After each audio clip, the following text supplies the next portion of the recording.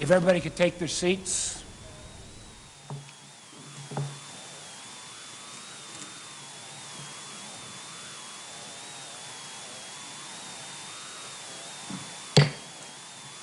Good morning. I call this hearing to order and welcome to our witnesses, Director of National Intelligence, Avril Haines, Director of CIA, Bill Burns, Director of the FBI, Chris Wray, Director of National Security Agency, General Paul Nakasone, and Director of Defense Intelligence Agency, Lieutenant General Scott Berrier.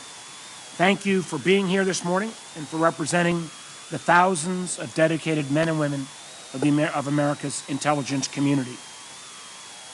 Every year since 1994, the Senate Intelligence Committee has held an open, unclassified, worldwide threats hearing so that the American people can hear directly from the heads of the intelligence agencies about the various threats to our peace and prosperity. It is important that this hearing be conducted publicly and openly to ensure that Americans have a good understanding from a trusted, objective source of the challenges and also the opportunities we face as a nation. I was dismayed last year when the Director of National Intelligence refused to appear in public before our committee for this hearing. And I'm pleased that we're resuming this tradition and look forward to continuing on an annual basis. We look to our intelligence agencies to provide their best and most objective analytic judgments to our policymakers, regardless of which party happens to be in power. Intelligence is the eyes and ears we rely upon to provide warnings of both immediate and longer-range threats. And we must be sure that the intelligence and analysis is free of bias and not shaded in any way to fit particular policy or agenda. We are still in the grips of a global pandemic, though increasingly rapid deployment of effective vaccines is bringing it to bay. In addition to addressing the challenges to national security you see from the pandemic, I'd also like for each of you to address how your agencies and the IC as a whole have dealt with this challenge. While some agencies have been able to exercise the flexibility of a remote workforce, intelligence is often a profession that relies on in-person attendance due to its classified nature. Some agencies have done very well in vaccinating their personnel. Others have lagged, frankly, far behind. And I'd like to hear how each of your agencies plans to speed up these vital vaccinations to keep the workforce healthy and safe. As this hearing will no doubt illustrate, the work of the IC is more important than ever. The threat assessment goes into wide detail on a variety of challenges that we face. But I have some issues in particular I'd like to address. Cybersecurity, election security, the rise in domestic violent extremism, and obviously the rise of China, and particularly the Chinese Communist Party. On that final point, I want to be extremely clear about something. As we grapple with the challenges posed by a rising China, our problem is with the Chinese Communist Party, not with the Chinese people or the Chinese diaspora globally, and certainly not with Asian Americans here in the United States. I want to caution our fellow Americans that false equivalence only breeds suspicion, division, and hate, and plays right into Beijing's hands. As China grows in power and stature, the CCP has sought to undercut the United States as the world's leading technological power. We see this in the reliance on both strategic investments and traditional espionage to acquire intellectual property, their use and export of surveillance technology to authoritarian regimes, and their modernization of traditional and asymmetric military capabilities, including in the space and cyber domains. When we look at development, for example, of 5G technology, we've seen the CCP act aggressively to influence international standard-setting bodies and invest in a national champion, Huawei, that threatens to dominate the worldwide telecommunications market. I fear that the CCP will develop a similar strategy to dominate the development of other emerging technologies, including AI, quantum computing, and biotechnology. In many ways, the IC is the only part of our overall enterprise that sees across all domains in this field, and I think we must be clear-eyed in assessing the threats posed by the CCP. In the cyber domain, Russia was responsible for an incredibly sophisticated hack of government and private sector systems using software updates from what appeared to be a trusted provider in Solarwinds.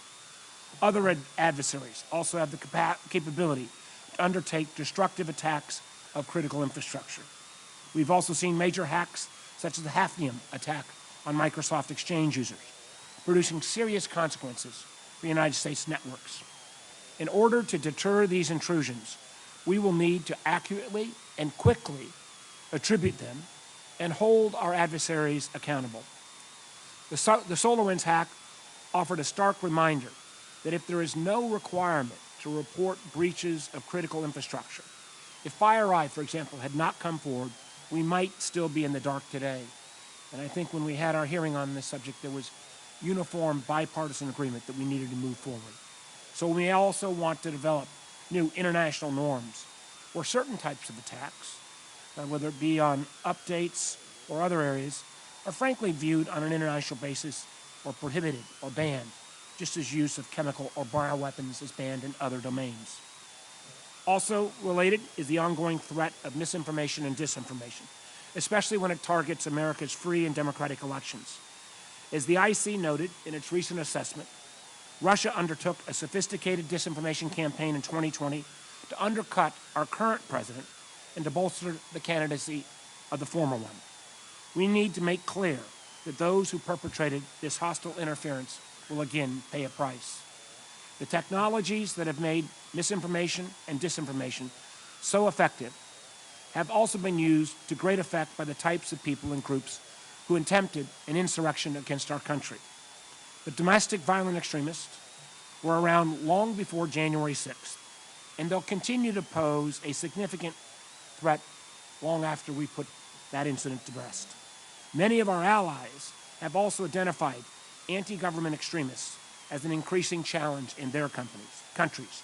I'd like your thoughts on how the intelligence community can or should play a greater role in providing warning of attacks by violent domestic groups, and especially if any of these groups have ties or support from our adversaries overseas.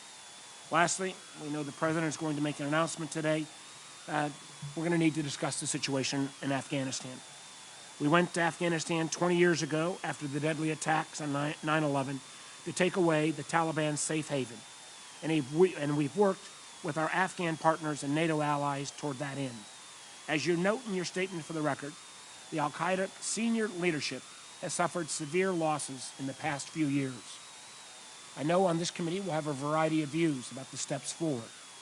But speaking at least as chair, I think any withdrawal that takes place in that country must be conducted in a manner that is coordinated among our military, diplomatic, and intelligence partners, and in close consultation with our NATO allies. We should continue to support the Afghan government, and we must ensure the safety of those dedicated Afghans who have worked closely with the United States over the last 20 years. I know there are a multitude of other threats that I haven't addressed, but I don't want to steal your thunder, and I look forward to today's very important discussion.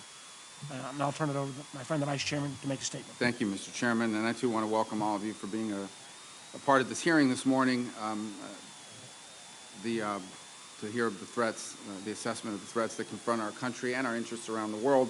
You know, what makes this hearing very unique, it's the one time a year when we've had them, we haven't had them in a couple years, but it's the one time a year where the American public and the members of Congress here in the Senate get an unvarnished presentation by an apolitical intelligence community of the real national security threats that our country faces. But I think it's also a good opportunity to sort of remind the men and women of our nation who we work for and everyone watching what intelligence is. There's a lot of TV shows about intelligence. There's a lot of movies. You may have seen them, miniseries and everything else. And there's a lot of media reports, some accurate, some not, about the work that occurs in the intelligence community. At its core, the intelligence community and our intelligence functions are about three things: gathering information, especially information that adversaries are producing that they don't want us to have, foreign adversaries, analyzing that information to understand what it means, what it could mean, why they're doing it, and then third, using all of that to help inform policymakers in making policy decisions and inform the actions that we take. Those are the three cores of what intelligence work is all about. It sounds simplistic, but it is incredibly important. When it works, when it's working well, our country is spared all kinds of horribles that people never learn about. When it doesn't work, we face sometimes catastrophe and terrible outcomes, and everyone knows about it. And we spend a long time analyzing it. Our job here on this side of the room is to provide oversight into how you're doing that job, how well you're doing these things, and also to provide you the resources and the authorities and otherwise other things that you might need in order to do those things well. And it's that view that I hope we can hear about what it is we can do to be helpful in that endeavor, obviously in the closed session especially, but here in the open one as well. As far as the threats are concerned, again, not to be overly simplistic, but I would venture to guess that 90-something%, if not more, of our threats can be tracked to one of five things: China, Russia, Iran, North Korea, or global terrorism. Those five sources comprise a substantial percentage of all the challenges we face in our foreign policy, sometimes in our domestic policy, and certainly in economics and geopolitics. A rapidly evolving technology has helped our country tremendously. It's helped the work you do, it's helped the work we do in public policy. But it's also advantaged our adversaries, none of whom, by the way, are constrained by laws or the sorts of commitments we've made to things like the rule of law or a moral compass and principles when it comes to utilizing things like deep fakes, advanced data analytics, disinformation, misinformation, artificial intelligence, and more. They're completely unrestrained from any of the things that we are restrained by, both in law and from morality. The cyber threat that the chairman spoke about a moment ago is real, both in our government networks and in U.S. critical infrastructure. As a government, we need to, I believe, have a more explicit cyber deterrence policy that will clearly set expectations for accepted cyber behavior and delineate very clear responses when those lines are crossed. Today's technology environment allows adversaries to wreak havoc, and they often do so at a minimal cost. Solarwinds Hack illustrates how easily U.S. infrastructure can be compromised. It's not hard to imagine how much destruction could be levied if our adversaries were determined to conduct such an attack beyond espionage on things like the power grid or our water supply. These are 21st century threats, unimaginable just 2 decades ago. The theft of our innovation, often funded innovation that was funded at its basic level by the U.S. taxpayer, that threatens our economic competitiveness.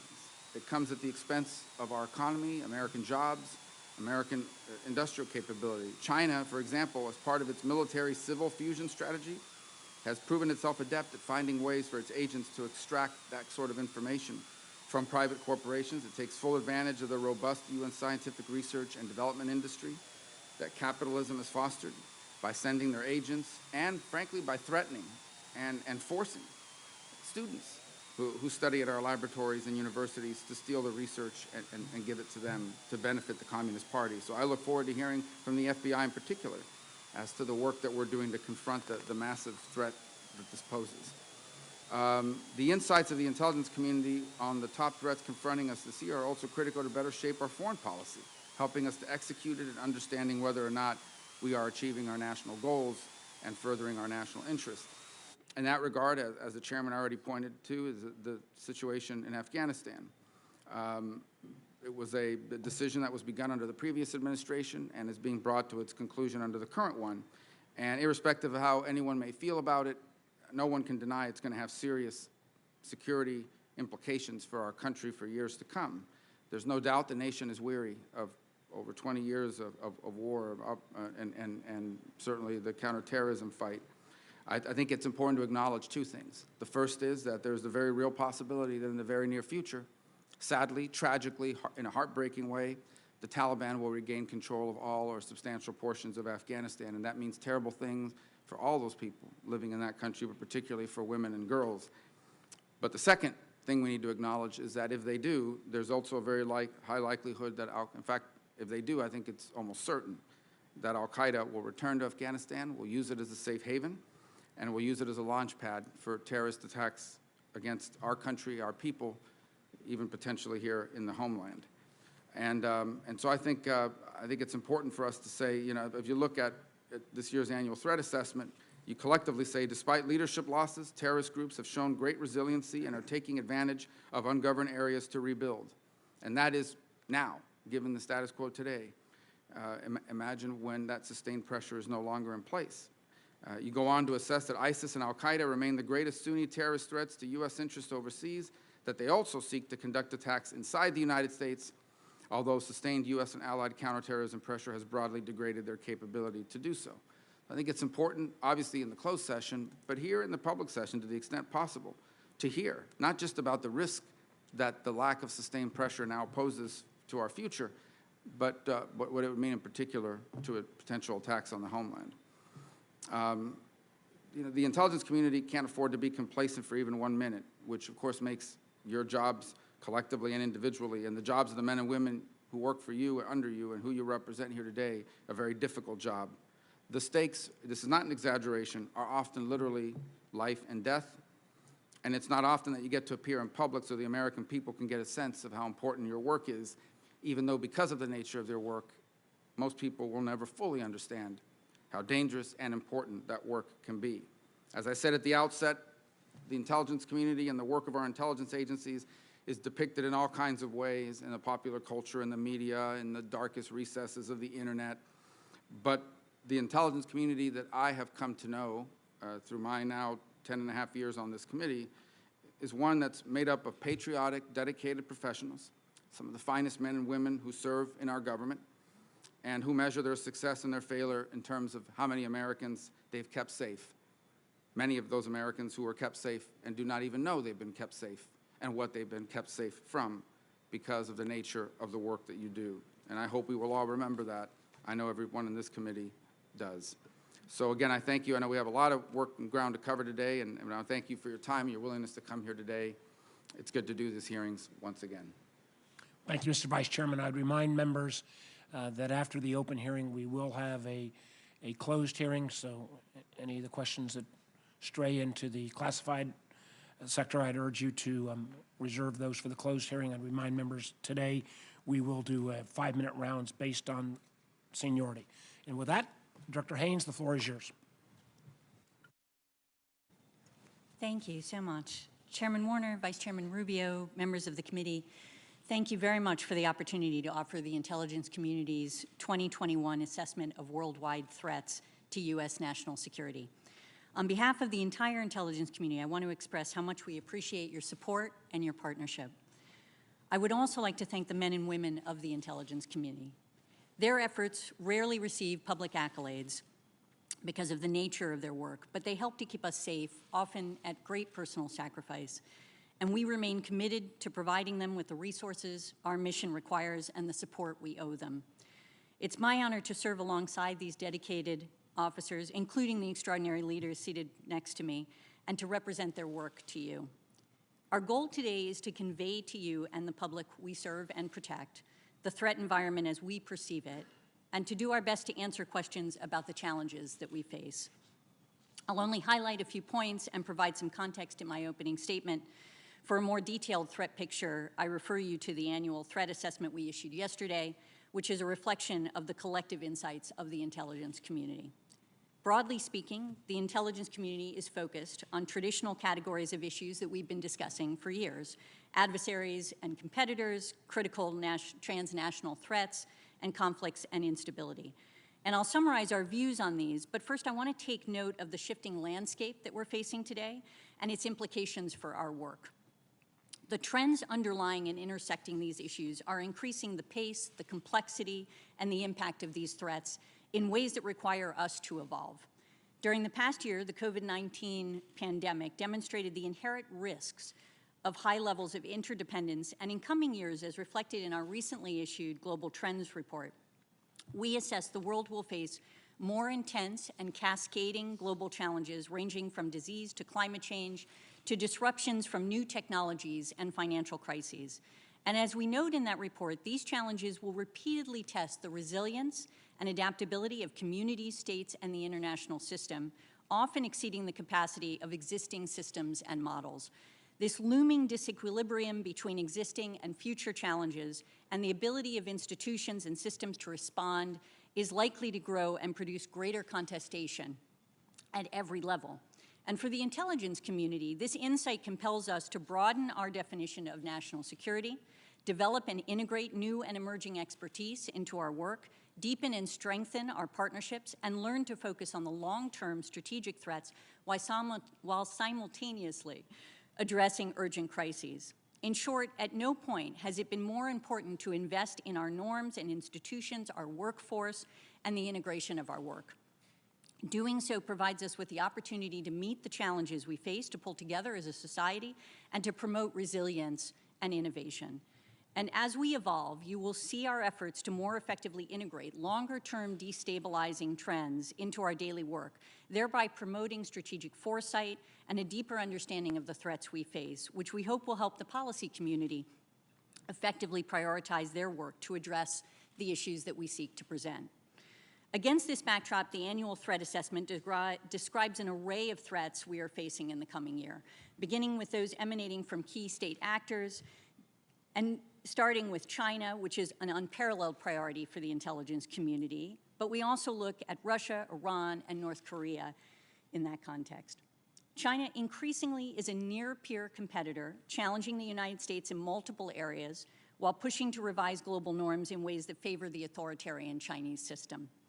China is employing a comprehensive approach to demonstrate its growing strength and compel regional neighbors to acquiesce to Beijing's preferences, including its claims over disputed territory and assertions of sovereignty over Taiwan. It also has substantial cyber capabilities that, if deployed at a minimum, can cause localized temporary disruptions to critical infrastructure inside the United States. And while China poses an increasingly formidable challenge to the U.S. role in global affairs, it is worth noting that its economic, environmental, and demographic vulnerabilities all threaten to complicate its ability to manage the transition to the dominant role it aspires in the decades ahead. And next, with respect to Russia, we assess that Moscow will continue to employ a variety of tactics to undermine U.S. influence and erode Western alliances. While Russia does not want a conflict with the United States, Russian officials have long believed that Washington is seeking to weaken Russia, and Moscow will use a range of tools to pursue its objectives, including mercenary operations, assassinations, and arms sales.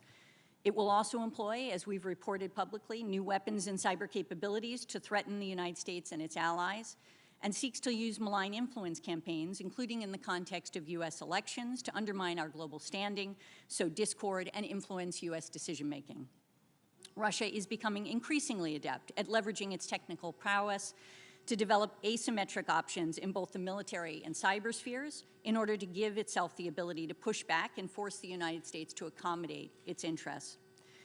And turning to Iran, Tehran is seeking to project power in neighboring states, deflect international pressure, minimize threats to regional stability.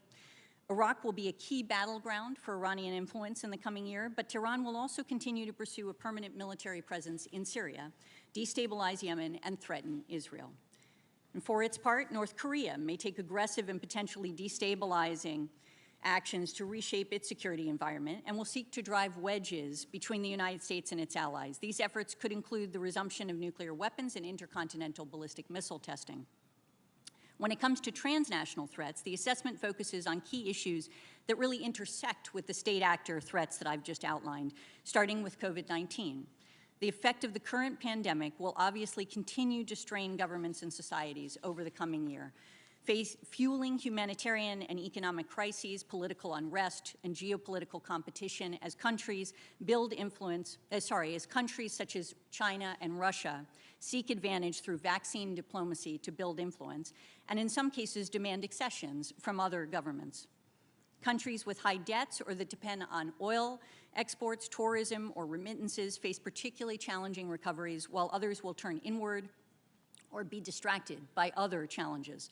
And the critical impact of the pandemic has also served to highlight the importance of public health to national security. An ecological degradation and a changing climate will continue to fuel disease outbreaks, threaten food and water security, exacerbate political instability and humanitarian crises. And although much of the effect of a changing climate on U.S. security will play out indirectly in a broader political and economic context, warmer weather can generate direct, immediate impacts, for example, through more intense, frequent, and variable extreme weather events, in addition to driving conflicts over scarce natural resources.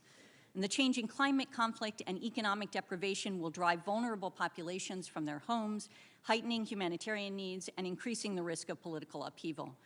The scourge of illicit drugs and transnational organized crime will continue to take its toll on American lives, prosperity, and safety.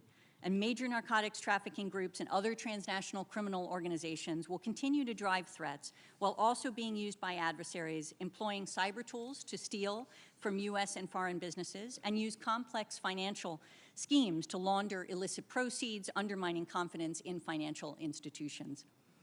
Emerging and disrupting technologies, as well as the proliferation and permeation of technology in all aspects of our lives, pose unique challenges.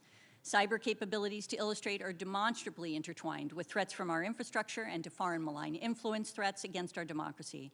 And we need, as you have all stressed to us, to focus on the competition in critical technical areas such as high-performance computing, microelectronics, biotechnology, artificial intelligence, quantum computing, fiber optics, and metamaterials.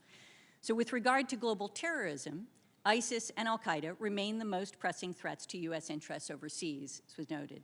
These groups seek to conduct attacks inside the United States, but sustained counterterrorism pressure has broadly degraded their capabilities. Domestically, lone actors and small cells with a broad range of ideological motivations pose a greater immediate threat. We see this threat manifest itself in individuals who are inspired by al-Qaeda and ISIS, often called homegrown violent extremism, and those who commit terrorist acts for ideological goals stemming from other influences, such as racial bias and anti-governmental sentiment, which we refer to as domestic violent extremism, or DVE. And DVE is an increasingly complex threat that is growing in the United States. These extremists often see themselves as part of a broader global environment and movement, and in fact, a number of other countries are experiencing a rise in DVE. For example, Australia, Germany, Norway, and the United Kingdom consider white racially or ethnically motivated violent extremists, including neo-Nazi groups, to be the fastest growing terrorist threat they face. And of course, regional conflicts continue to fuel humanitarian crises, undermine stability, and threaten U.S. persons and interests. The fighting in Afghanistan, Iraq, and Syria has a direct implication for U.S. forces, while tensions between nuclear-armed India and Pakistan remain a concern for the world. The iterative violence between Israel and Iran, the activity of foreign powers in Libya, and conflicts in other areas, including Africa and the Middle East, have the potential to escalate or spread. Asia has periodic upheavals, such as the Burmese military seizure of power in February. Latin America has contested elections, violent popular protests are likely to continue to produce volatility, and while Africa will continue to see ongoing marginalizations of some communities, ethnic conflict, and contentious elections. In closing, we face a broad array of long-standing and emerging threats whose intersection is raising the potential for cascading crises. Our increasingly interconnected and mobile world offers enormous opportunities, but at the same time, it multiplies our challenges, calling us to even greater vigilance as we seek to protect our vital national interests, promote resilience, and invest in our institutions and our people, who will be the only and best answer to addressing these challenges. We have to take care of our people, and so I would be remiss not to note a final threat we are tracking: anomalous health incidents that have affected a number of our personnel. The intelligence community is taking these incidents very seriously, and it is committed to investigating the source of these incidents, preventing them from continuing, and caring for those affected. We appreciate the support that many of you have shown for our personnel on this issue, as with everything else we work on around the globe. And we look forward to answering your questions about these and other worldwide threats today. Thank you. Well, Director Haynes, that was a list of about as many awful things in 10 minutes as I may have heard in recent times. Enormous set of challenges. I want to drill down on a couple of issues. One, I think in many ways this committee, particularly under the leadership of Senator Burr, was one of the first to really raise the flag around the challenges on 5G,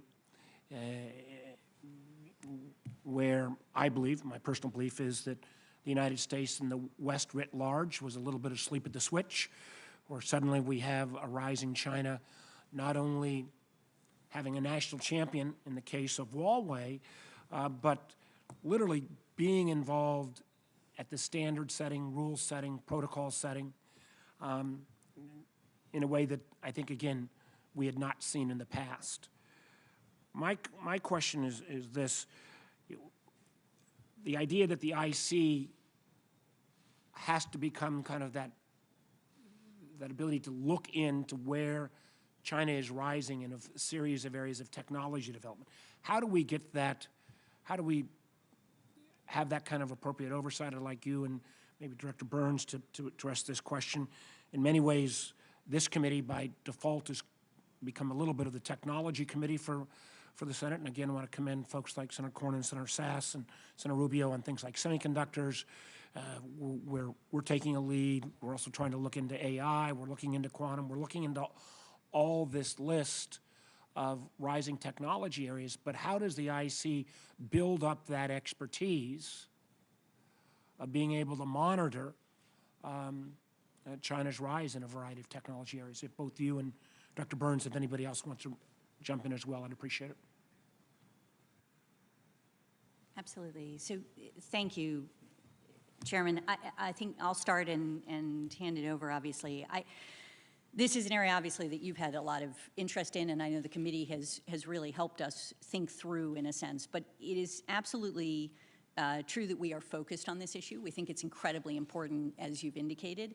And as you note, it's not just about 5G, which obviously is one piece of the puzzle, but it's across a whole series of technology sectors where China is increasingly catching up to us, in effect, and where we see that they're contesting our leadership, in effect, in these areas. And the implications are the things that I think we can help to supply to the policy community, both the sort of pace at which they are moving, but also what are the implications for national security and what should they be focused on and prioritizing, as well as understanding, in a sense, what the implications are for supply chain and for resilience and how we can actually address these issues satisfactorily. But I think, as your question implies, it means that we need to be as smart about technology as any other part of the U.S. government and our society. And I think that is something that we have been working on in bringing in the expertise that we need to the intelligence community. It's a workforce issue. It's also retaining that expertise and making sure that we have ways to do that. But it's also exchanging and deepening our partnership with the private sector and with other parts of the government. And in many respects, that's a major push that we're involved in, where we now have legislation, thanks to you, about public-private partnerships, other issues that we can, mechanisms that we can use to try to ensure that we're doing exchanges that are deeper than just having a meeting and a discussion, but actually having people go in and out. And I think that's going to be a big part of us ensuring that we understand the implications of this, as well as sharing information with the private sector in appropriate ways and obviously lawful and respectful of privacy and civil liberties, but nevertheless critical for us to understand their perspective and for us to share our own perspective in certain ways so that we can actually manage this and help the public and the policy community in particular understand those issues. Dr. Burns, do you want to? Yes, sir. I would just add very briefly that I absolutely agree with you that competition in technology is right at the core of our rivalry with an increasingly adversarial Chinese Communist Party and Chinese leadership in the coming years. That requires us at CIA, working with our partners across the intelligence community, to do two things at least: strengthen our own capabilities, which we've worked very hard on in recent years. 2 of the 5 CIA directorates on digital innovation and science and technology are focused primarily on tech and cyber issues right now. Nearly 1/3 of our officers of our entire workforce are focused primarily on the technology and cyber mission today. So that's a reflection of the priority that we need to continue to attach. Partnerships are equally important, not just across the intelligence community and with the private sector, as Director Haynes stressed, but also with foreign partners as well. And as you know, we've had some success over the last few years in working with foreign partners to help highlight the risk on 5G technology, the dependence and critical dependencies on Huawei can provide, working with them to try to highlight ways in which we can become more resilient, including on semiconductors as well. I think we're going to need to make sure we draw upon all parts of the government, the Commerce Department, OSTP, others, our friends on the DoD side of the House. I don't feel like we have that one centralized place to make those assessments about China. And the vast majority of members of this committee have joined in bipartisan legislation to try to create, in a sense, a technology alliances amongst democracies around the world. I think we're going to need that coordinated effort to take on this extraordinarily challenging issue with China. Senator Rubio. Thank you. So about a year and a half ago, a bat virus infected human beings and transferred into something that infected human beings. I don't need to tell everybody what's happened since then. The official answer for why it's happened, and it is a possible answer, is that this was a new zoonotic transmission, that it crossed over from an animal into a human. But there's another hypothesis which is plausible, and that is one that there was an accident in a laboratory that ended up impacting the world the way we've seen. And there's reason to believe that's plausible. Number one, researchers at the Wuhan Institute of Virology have demonstrated from their publication record that they were skilled at techniques that in which they genetically modified bat coronaviruses in order to create new man-made viruses that were highly capable of creating disease in human beings. Second, there have been several lab leaks documented that have occurred in China, including ones involving the original SARS virus. And third, U.S. diplomats who visited the Wuhan Institute of Virology in 2018 warned of the risks of the subpar safety standards that they observed. I think it's really a two-part question, and I'll start with you, Director Haynes, but I think Director Burns or General Nakasone can weigh in. We can't conclude definitively that the virus that causes COVID-19 emerged naturally until there's a transmission chain that's been identified, how the virus evolved and transmitted between species. And to date, no such path of zoonotic transmission has been definitively identified. Are those two things accurate? Thank you, Vice Chairman. So it is absolutely accurate. The intelligence community does not know exactly where, when, or how COVID-19 virus was transmitted initially. And basically, components have coalesced around two alternative theories. These scenarios are it emerged naturally from human contact with infected animals, or it was a laboratory accident, as you identified. And that is where we are right now, but we're continuing to work on this issue and collect information, and to the best we can, essentially, to give you greater confidence in what the scenario is. But I'll leave to my colleagues if there's anything that they want to add. No, sir, Mr. Vice Chairman, I agree with what Avril said. I mean, the one thing that's clear to us and to our analysts is that the Chinese leadership has not been fully forthcoming or fully transparent in working with the WHO or, in providing the kind of original complete data that would help answer those questions. So we're doing everything we can using all the sources available to all of us on this panel to try to get to the bottom of it. Second, I'm sorry, General. No, I would just add, Vice Chairman, that to your parlance, we continue to gather and to analyze and form series of pieces that we're looking at, working very, very closely partnered with obviously the IC here, but also with a number of other partners in the interagency and in academia as well. The second topic I wanted to touch with you is it's really based on your assessment. Beijing, this quote from it, Beijing has been intensifying efforts to shape the political environment in the United States to promote its policy preferences, to mold public discourse, to pressure political figures whom Beijing believes oppose its interests, and muffle criticism of China on such issues as religious freedom and the suppression of democracy in Hong Kong. We're all, at this point, I think, well aware of of Russian influence and disinformation efforts, but I think we make a mistake to not focus on both China's capabilities and on its growing and intensifying efforts to involve and engage itself in our political environment here in the United States. Different aims, perhaps, different tactics in some ways, but certainly they have every capability that the Russians do, and more in many cases, and they are certainly interested in molding public discourse and creating political pressure creating pressure on political figures who they don't like here in the United States. I was hoping you could further elaborate on that for the benefit of the American public. Thank you, Vice Chairman. I'll start, and I have a feeling that others will have things to say on this. In particular, Director Wray obviously spends time on this issue a lot. couldn't agree with you more that this is an issue with both China and Russia that we are working to try to ensure, frankly, that we can educate the American public on these issues. We have within the ODNI, I'll just speak to that for a moment, a national counterintelligence center that focuses on this issue and has done enormous amounts of outreach to the private sector. I know we have worked, obviously, with your committee to try to have engagements that help to bring this to various sectors to help them understand the degree to which China is trying to influence and also the degree to which they're engaging in counterintelligence activities. It's a top priority for the intelligence community. But let me hand it over to Director Wray. So I have testified previously that I don't think there is any country that presents a more severe threat to our innovation, our economic security, and our democratic ideas. And the tools in their toolbox to influence our businesses, our academic institutions, our governments at all levels are deep and wide and persistent. In addition to some of the things that have been mentioned in the threat assessment, I'll just highlight one which just illustrates the diversity of their tactics.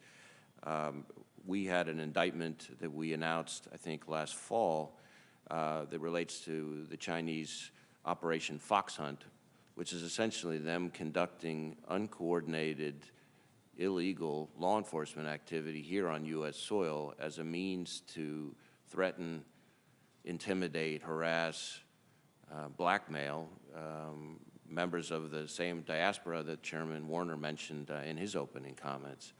And it's an indication and an illustration of just how challenging and diverse this particular threat is. We have now over 2,000 investigations that tie back to the Chinese government.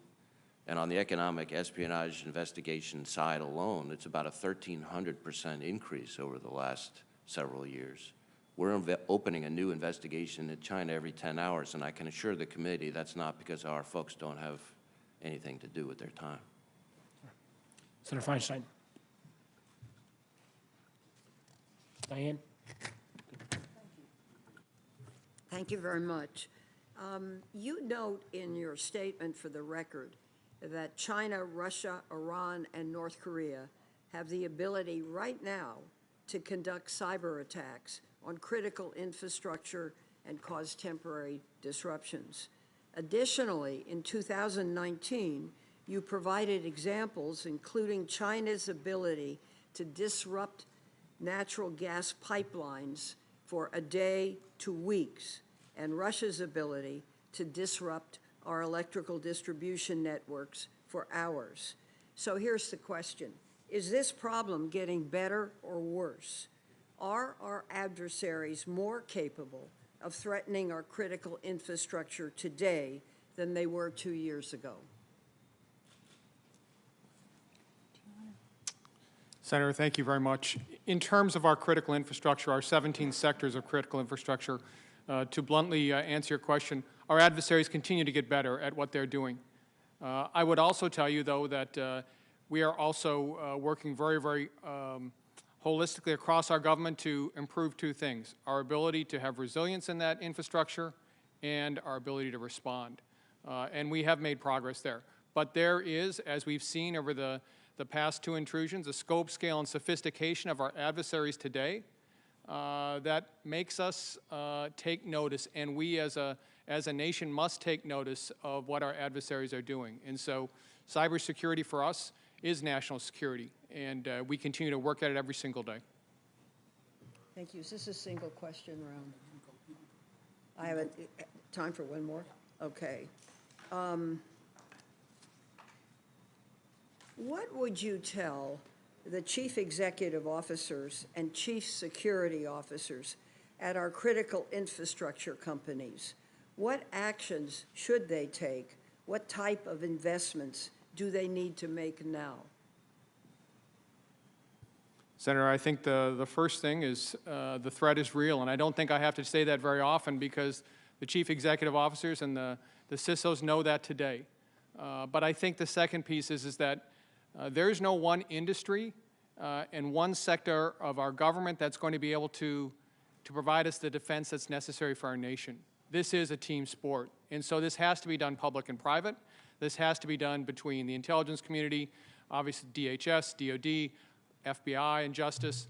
This is really the key piece of our way forward, which is teamwork. And I would say that we've learned that from our elections as well, and I would offer Director Wray your thoughts on it. So I think you've put your finger, Senator, on the key element of the challenge. The private sector is central to this. 90% of the country's critical infrastructure is in the hands of the private sector.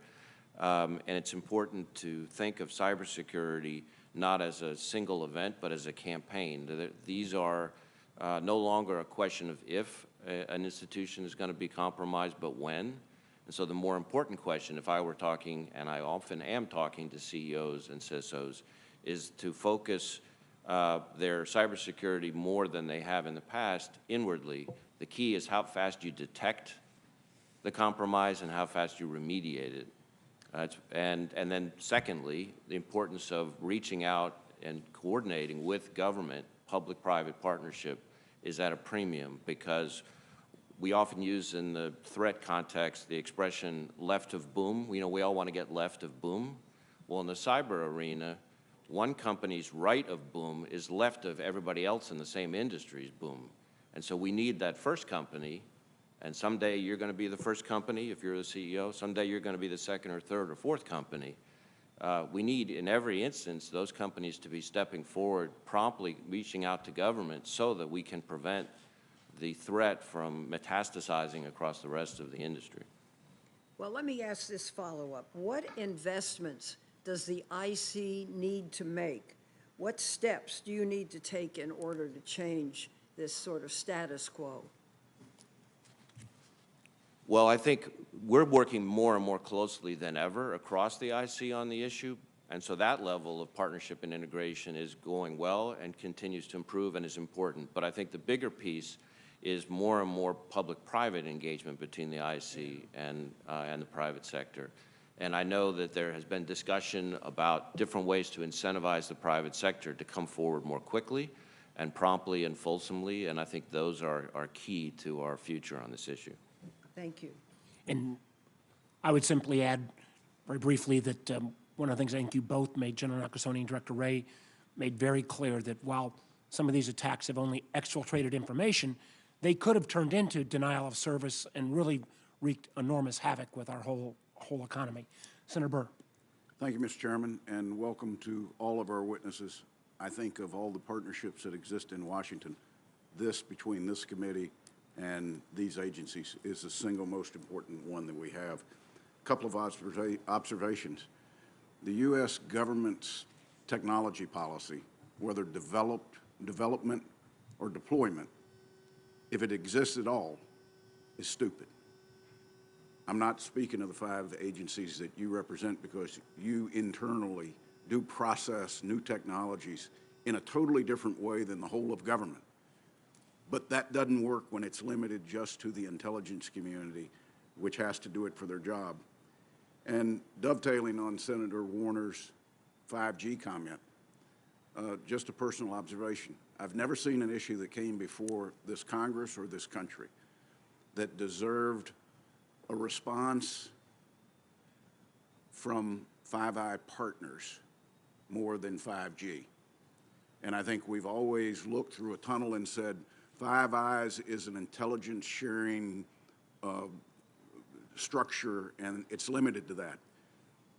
When we talk about things that are outside of the norm, and the future is going to be all outside the norm, why don't we leverage the relationships that we have and realize that all smart people don't exist here?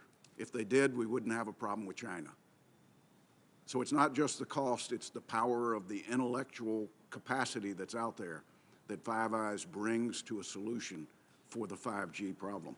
Having said that, I'm going to start to the right, my right, with Director Wray. Just give me an approximate percentage of your workforce, both domestically and internationally, that are vaccinated today. I'm not sure that I can give you an approximate percentage, because with us, unlike with some of the other agencies, our folks are vaccinated in individual states based heavily on those states' pace of rollout of the vaccination. So we have some field offices where we're close to 100%, and we have some field offices where we're quite a bit lower. So it's uneven, but it's on a good trajectory. Director Burns. Sorry, Senator Burr, about 80% of our workforce across the world is fully vaccinated today, and another 10% has received the first shot, the first vaccine shot. What I've been most focused on is my colleagues in the field, and 100% of them today have the vaccine available to them. Director Haynes. Senator Burr, 86%, I believe, of our workforce has received the first shot at least, and a fair percentage of that has been vaccinated twice. General Nakasone. Senator, I don't know if I can give you an exact percentage based upon the fact that outside of Fort Meade, we have obviously had a focus with Department of Defense and Department of State to vaccinate our personnel. Within Fort Meade, we have focused on setting up our own vaccination site. And so both being a military and civilian community, we have an opportunity to not only get the vaccine off reservation, but also at Fort Meade. General Berria. Senator, approximately 40 to 50% of the DIA workforce has had at least one of the two shots, and that's exponentially increasing starting from last week to this week on Andrews Air Force Base and Joint Base Anacostia Bowling. Thousands of vaccinations have come in, and we're taking advantage of that. Thank you for that, General. Observation. There are only 3 members of the United States Congress that served on the Intelligence Committee on 9/11. All 3 of them sit on this committee. Senator Wyden, Senator Feinstein, and myself. The foreword to the Worldwide Threat Report says, ISIS, Al-Qaeda, and its militia, its militant allies continued to plot terrorist attacks against U.S. persons and interests. Director Haynes, were you at the table when the decision was made to exit Afghanistan?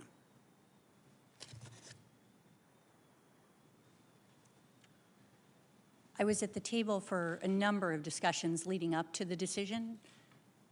I'm not sure that the decision was made in a specific meeting. I'll explore additional questions in the closed session as it relates to Afghanistan.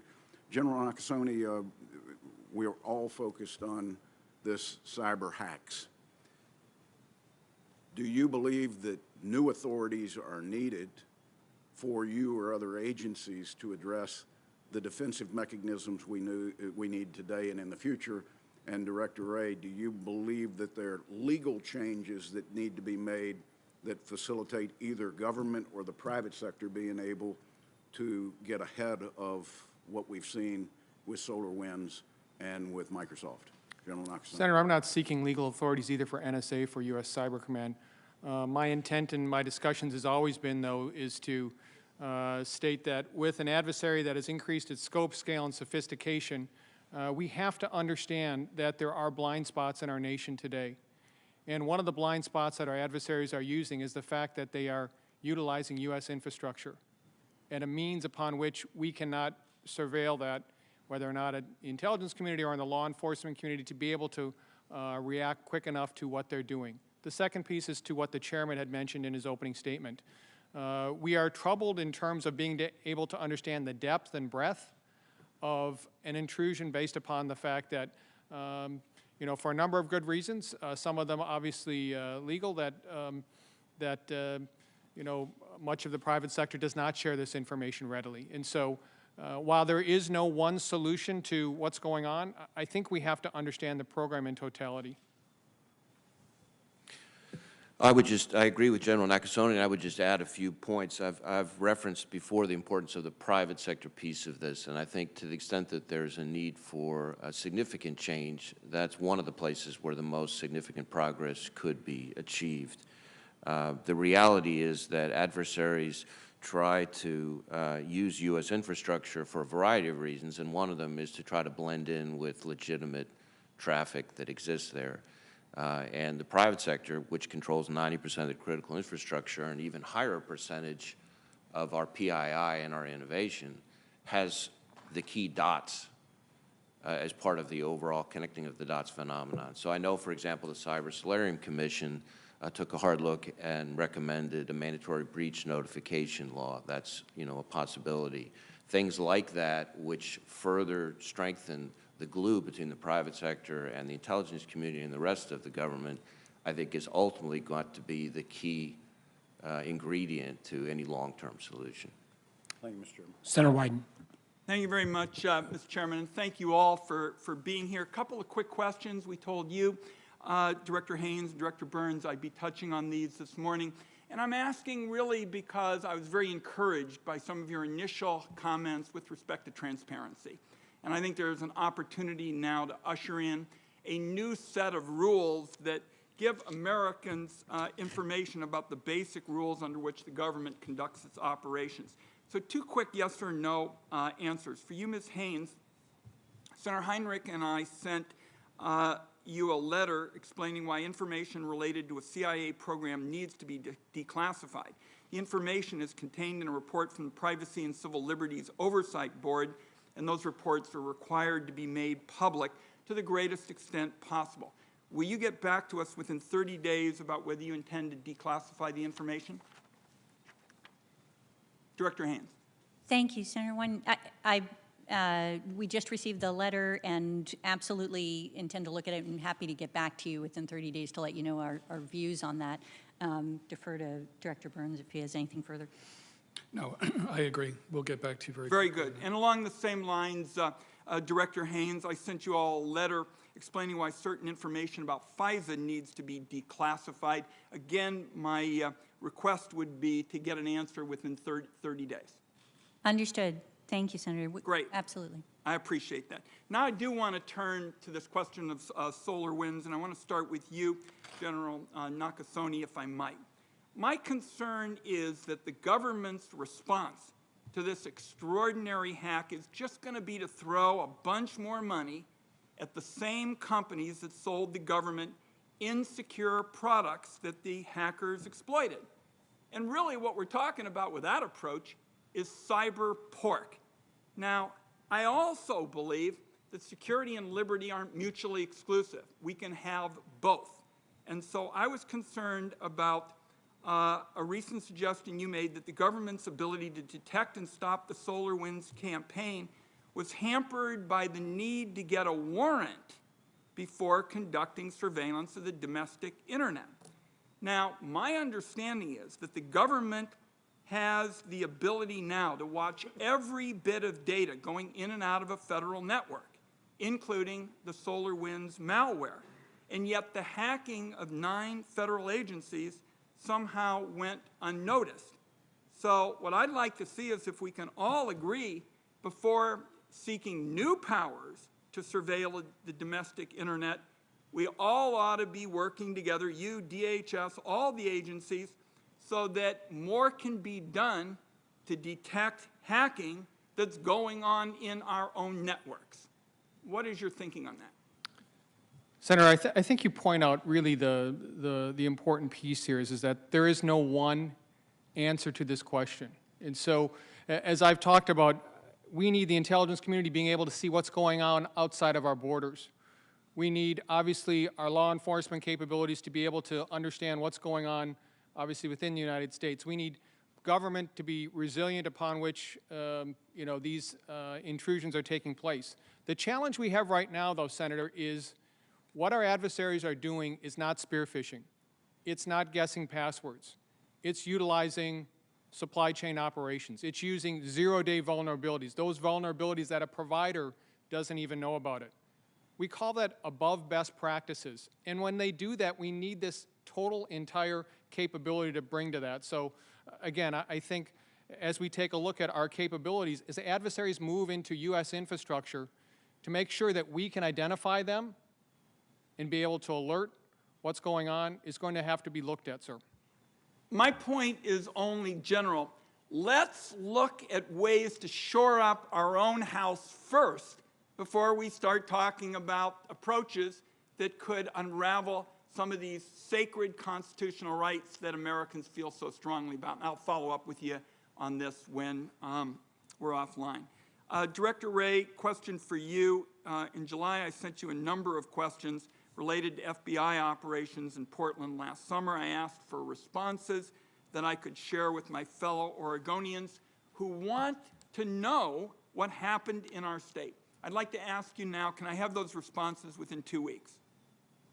We'd be happy to try to get a response back to you in 2 weeks. I'll take a closer look at the specific Great. items. One last question, if I might, and I think this would be appropriate for Director Haynes. You and I have been talking about this question of privacy being at the mercy of unscrupulous data brokers. One part of the solution is making sure that when the government wants Americans' records, it goes through a legal process. The other is making sure our adversaries can't buy up this data, which includes the private records of U.S. government officials.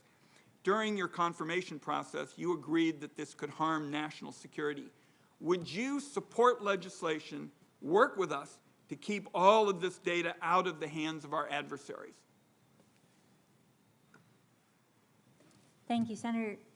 So I think we had a conversation, absolutely correct, on commercially acquired information and how it is that the intelligence community deals with it. And I think, I absolutely agree with you that we need to establish a framework that is clear and that has privacy and civil liberties at its heart, and also addresses the functionality of it for the intelligence community. So I think that is one issue, and I believe in trying to produce that framework in a way that allows the American public to see what the framework is, essentially, even if they don't have visibility into the particular transactions or what we're doing to push for that. And so that's one piece. I think on the second piece, I agree with you that there's a concern about foreign adversaries getting commercially acquired information as well, and absolutely committed to trying to do everything we can to reduce that possibility in the national security. I'll follow up with you promptly. Thank you, Mr. Chairman. Thank you, Chairman Warner. My first question is for Director Burns, based on your long history of dealing with issues in the Middle East.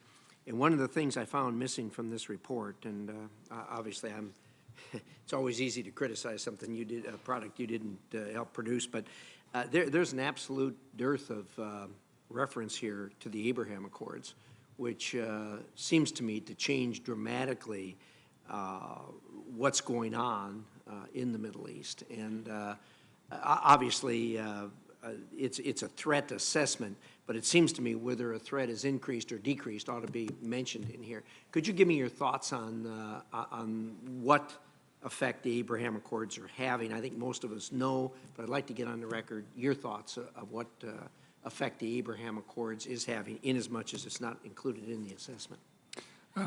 Yes, sir. Well, I believe the Abraham Accords, as I mentioned, I think in my confirmation hearing, were a very positive step for the United States, for Israel, and for the wider interest of stability and security in a region in which stability and security are often in short supply.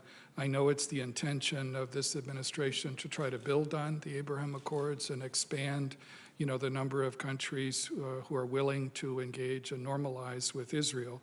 That's never an easy task, but I think it's a very important one.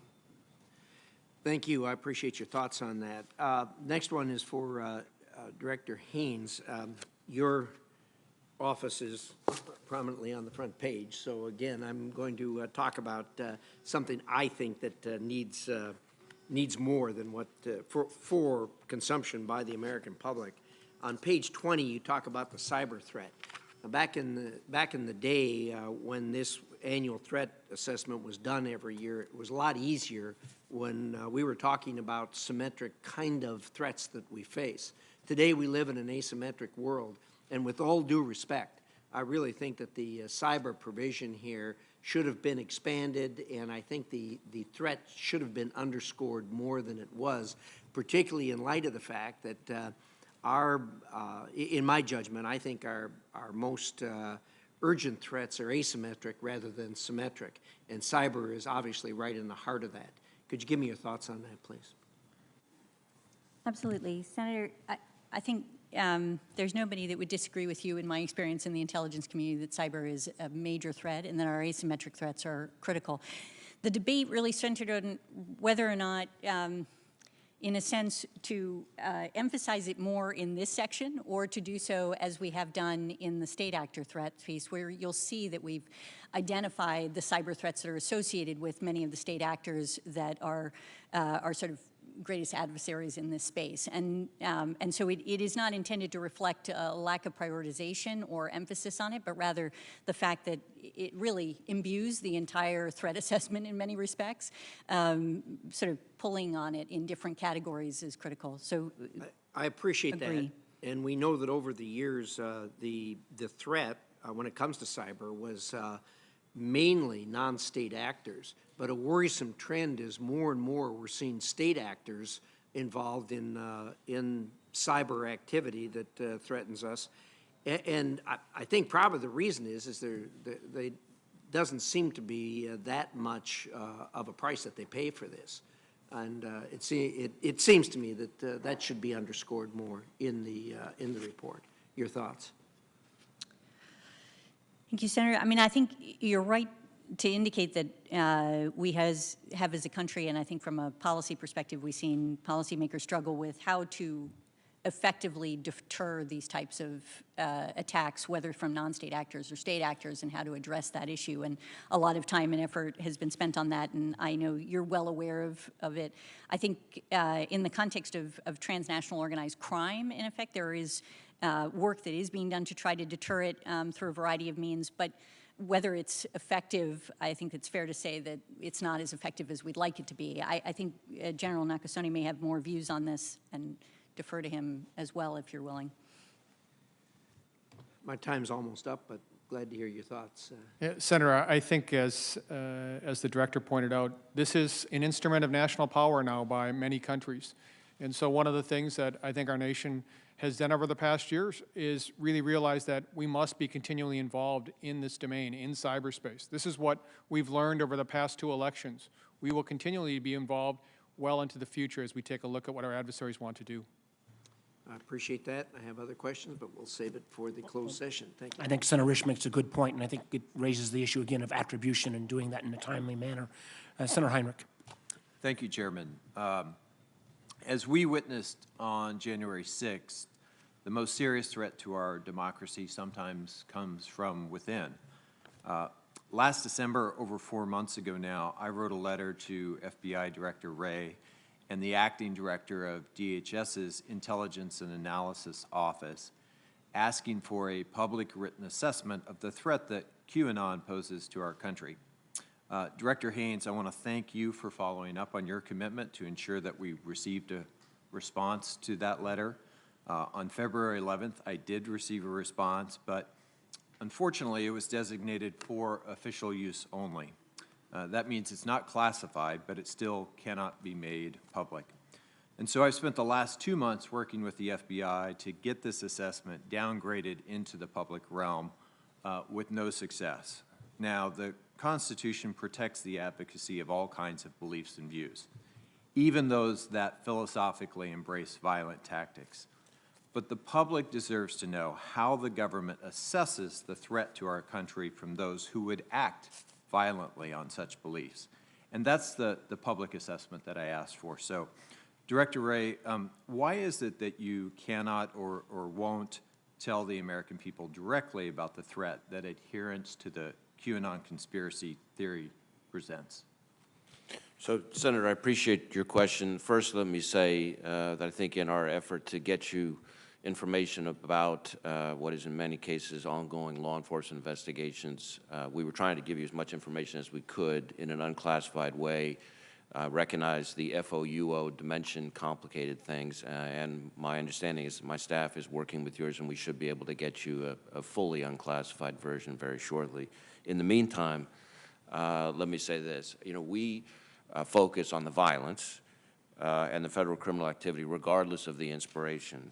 We understand QAnon to be more of a reference to a complex conspiracy theory or set of complex conspiracy theories largely promoted online, which has sort of morphed into more of a movement.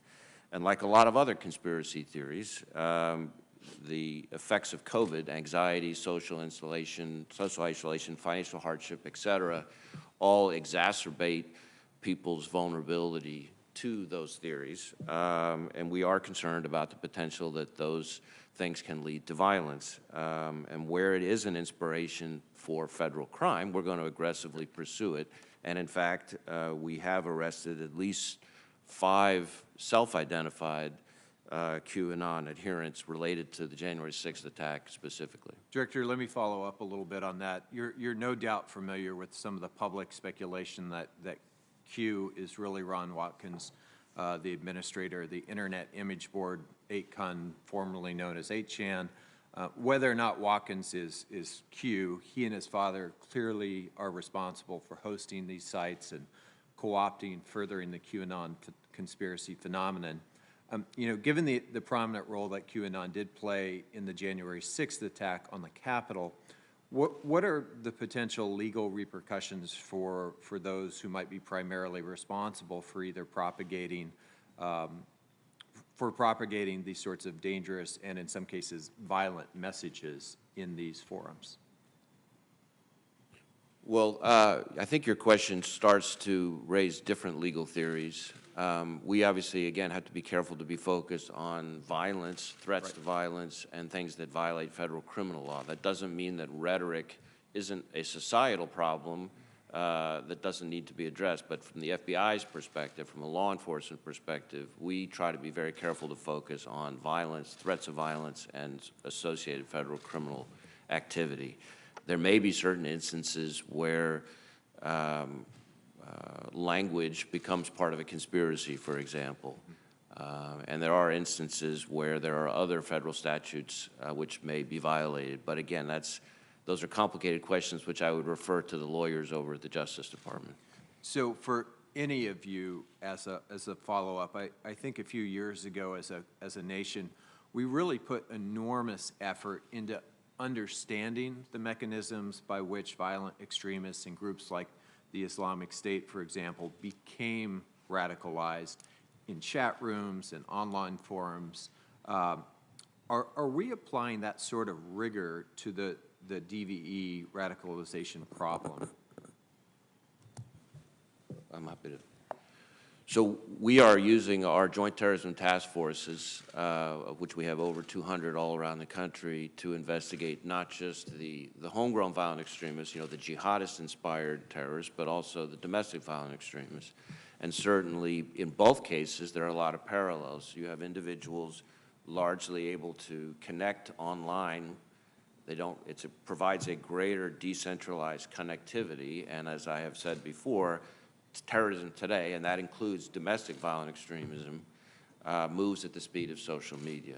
And so that means recruitment, that means planning, training, dissemination of propaganda, et cetera. All those things that apply and that happen on the jihadist-inspired side, in many cases are also happening on the domestic violent extremist side.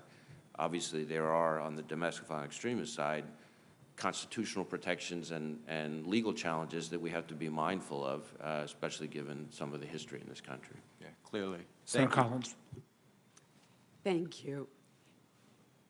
Director Burns, let me take this opportunity to thank you publicly for your focus on the medical injuries suffered by CIA and other personnel that are commonly referred to as the Havana syndrome. I'm going to have a question for you on that when we're in closed session, but I did want to publicly thank you and acknowledge your efforts. I want to turn to Afghanistan, Director Burns. Our country has already sharply reduced its footprint in this country. There's no doubt that Americans are tired of our endless wars in Afghanistan, but there are many experts who are warning of the adverse consequences of President Biden completely withdrawing our troops and our presence in Afghanistan. If, as many experts predict, the Taliban will make significant territorial gains once U.S. forces are gone.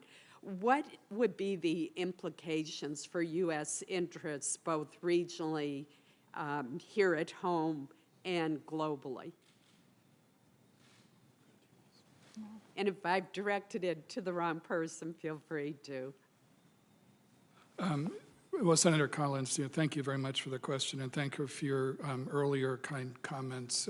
I promised in my confirmation hearing that I take very seriously ensuring that our colleagues at CIA, but also working with my partners on this panel, receive the care that they deserve, and that we get to the bottom of the question of what caused these incidents and who might have been responsible. And I look forward to staying in close touch with you on that. I know my colleagues at CIA deeply appreciate your personal commitment on this issue.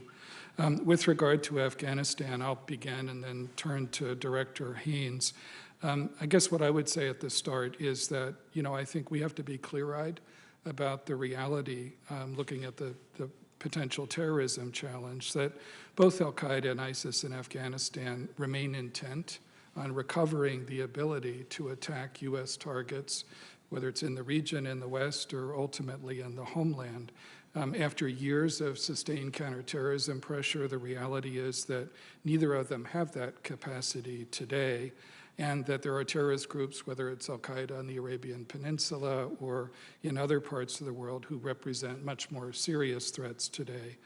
I think it is also clear that our ability to keep that threat in Afghanistan in check from either al-Qaeda or ISIS in Afghanistan has benefited greatly from the presence of U.S. and coalition militaries on the ground and in the air, fueled by intelligence provided by the CIA and our other intelligence partners.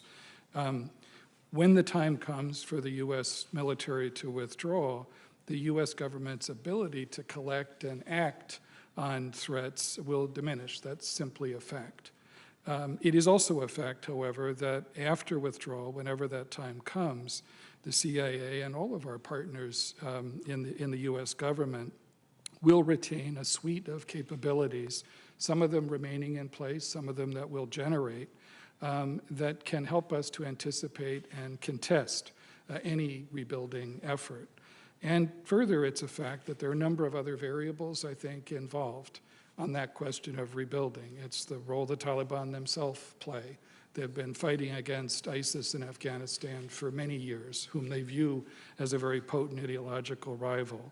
They have an obligation to ensure that al-Qaeda is never again able to use Afghanistan as a platform for external plotting.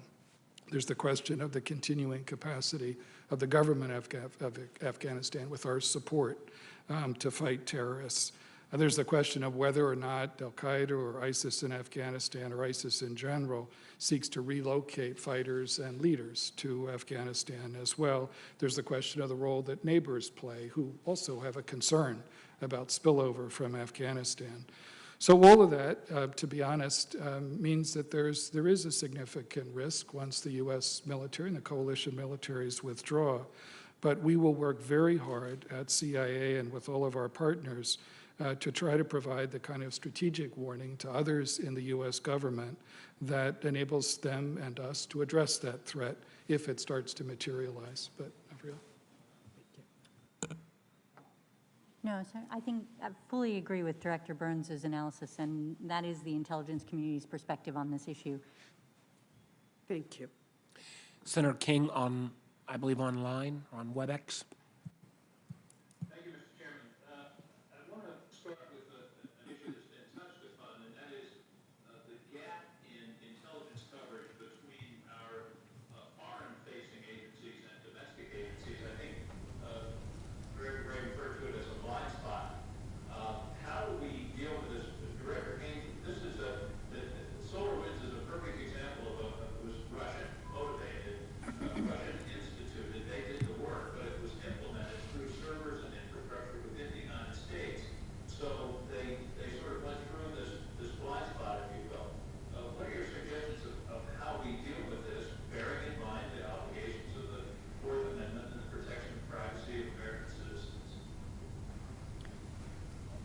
Thank you, Senator King. I mean, I think it's an excellent question, and it's one, obviously, that we're struggling with in a series of areas. In our discussion of DVE, in our discussion of cyber, you know, in areas like malign influence and so on. And I think from at least my perspective, we are working through each of these issues very carefully to ensure that we're complying with the law, that we're within our authorities, that we're doing what we should be doing, and taking into account privacy and civil liberties and the questions that are so critical to any time that we are collecting intelligence along these lines and trying to combine, in effect, domestic and intelligence sources.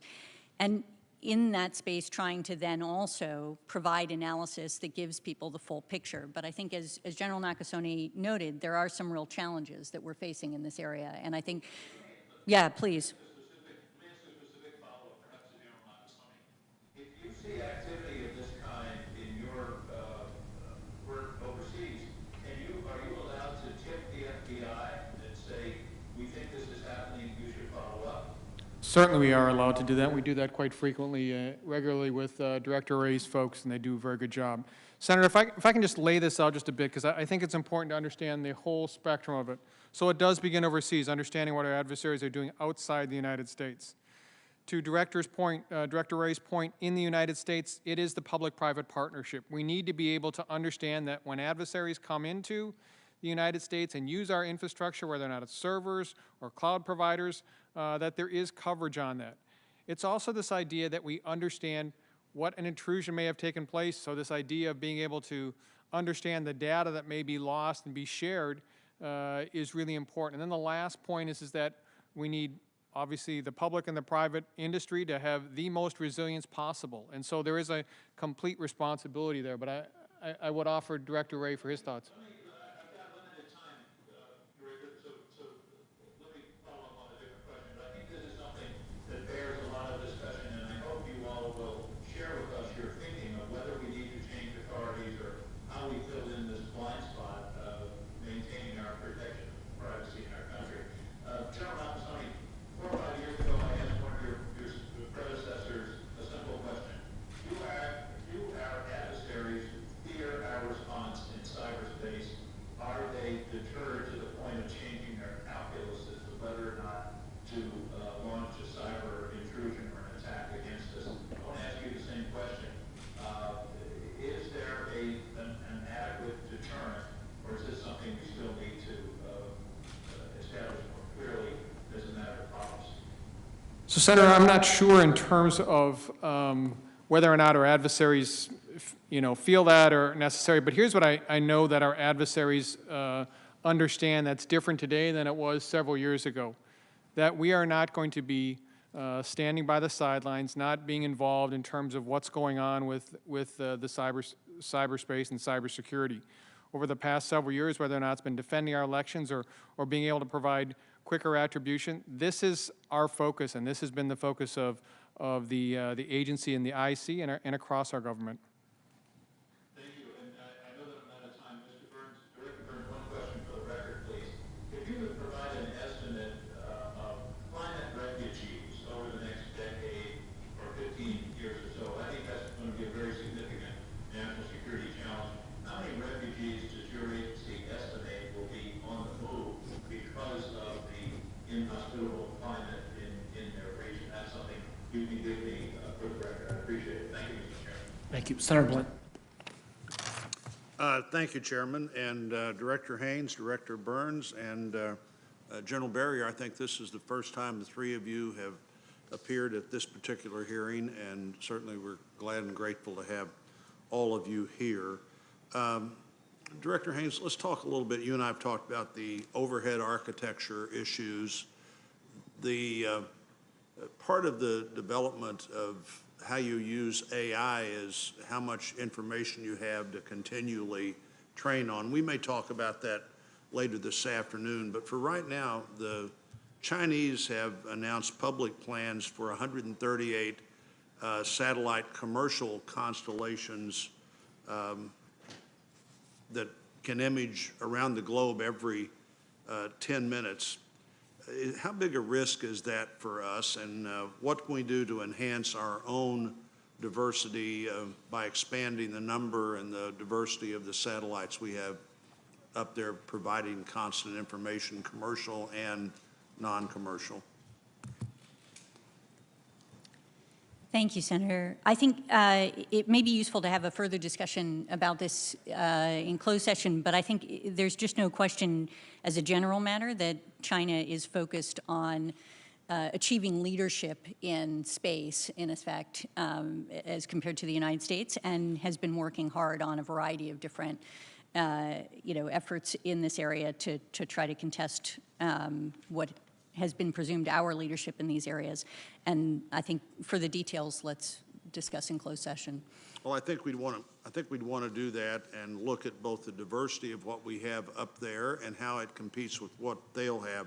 On a really different question, Director Burns, you have extensive personal knowledge and experience with Putin. How do you assess what he's doing right now near and in the eastern Ukraine and the impact that may have? Is this an actual movement? Do we think it's a bluff to try to get concessions, a little of both? What do you think about the Putin actions right now as it relates to Ukraine?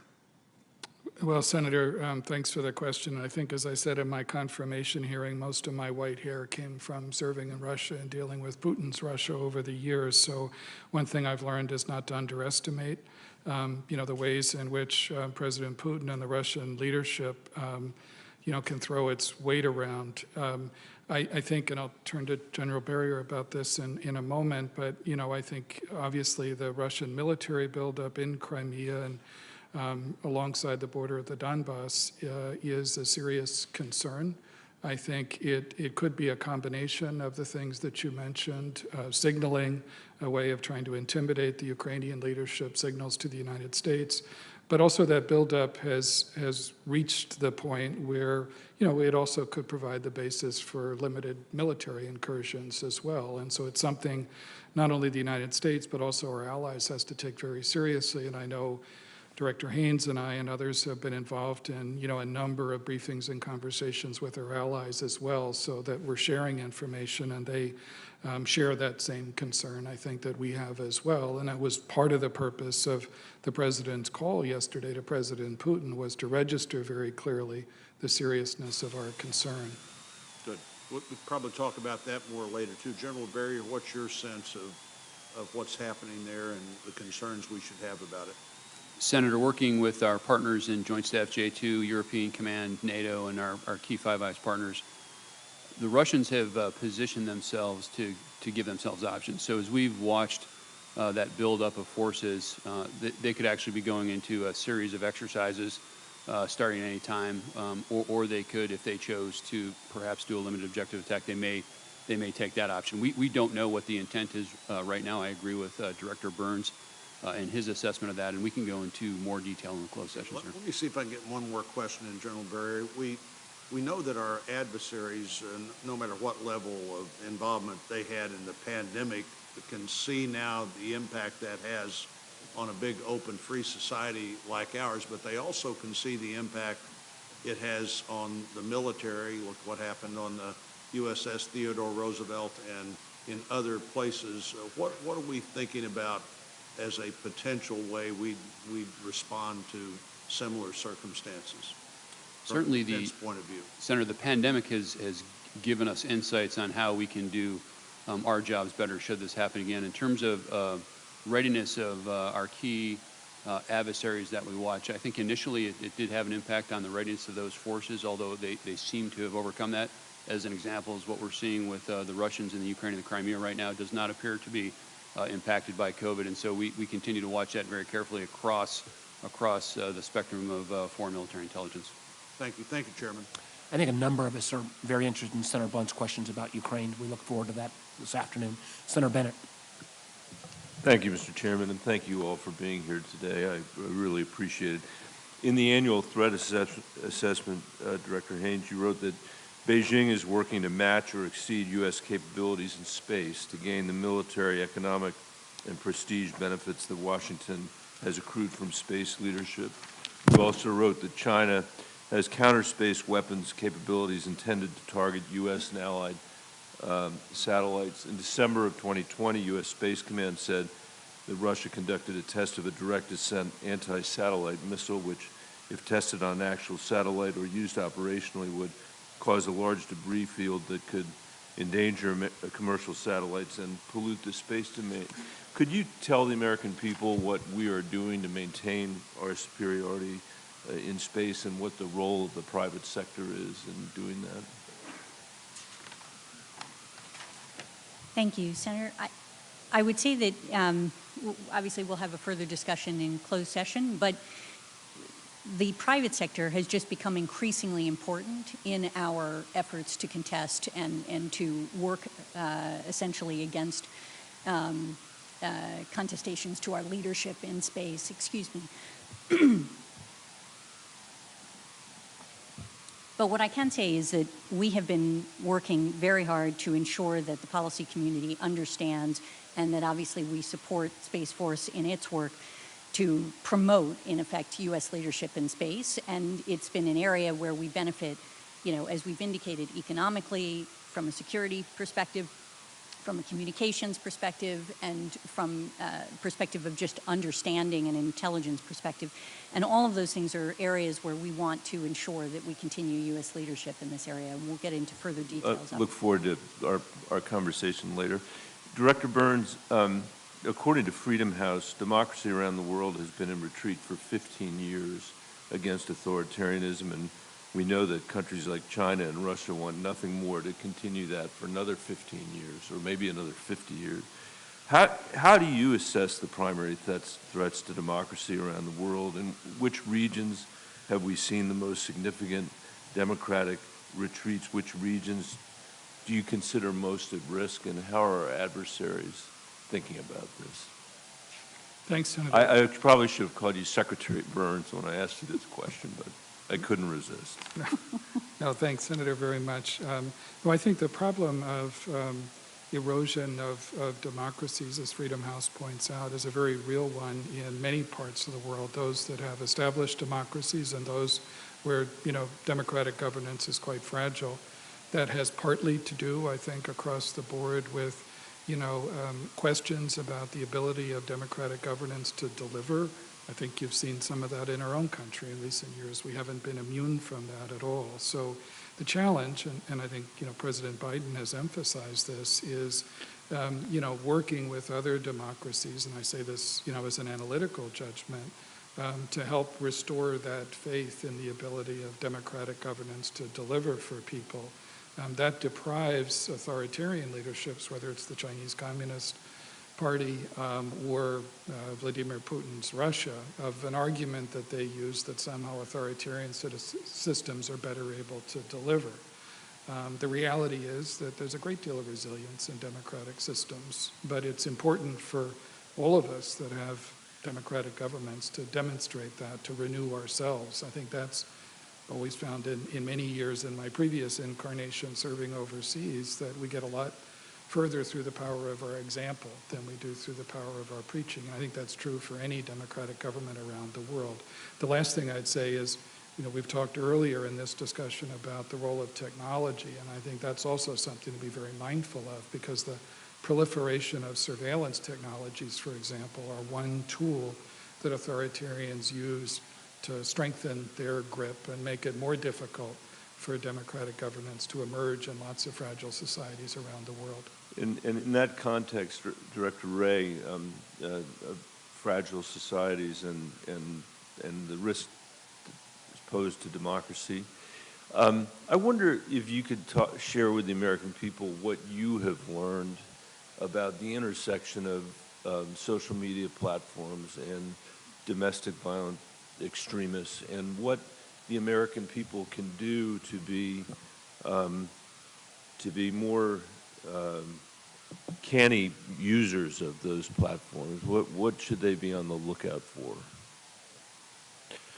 So certainly social media has become in many ways the key amplifier to domestic violent extremism, just as it has for malign foreign influence, which we've discussed at great length with this committee as well.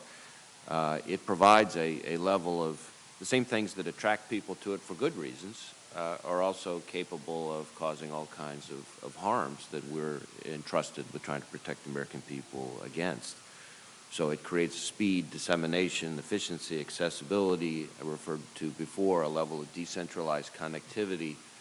I think I would say that both with respect to malign foreign influence and with respect to domestic violent extremism, people need to understand better what the information is that they're reading. A greater level of discerning skepticism is a crucial ingredient not just to protect from foreign misinformation, but also from violent extremism. There is all sorts of stuff out there on the internet that poses as fact, which just isn't. And there is all kinds of connectivity between like-minded individuals, which blocks out other voices, which creates a sort of echo chamber effect, and then especially with the isolation caused by COVID, increases our public susceptibility to some of the same kinds of ills that we've talked about at great length. So social media can bring great good to society, but it is also a platform for all kinds of security challenges that we're trying to counter. Thank you, Mr. Chairman. Senator Cornyn.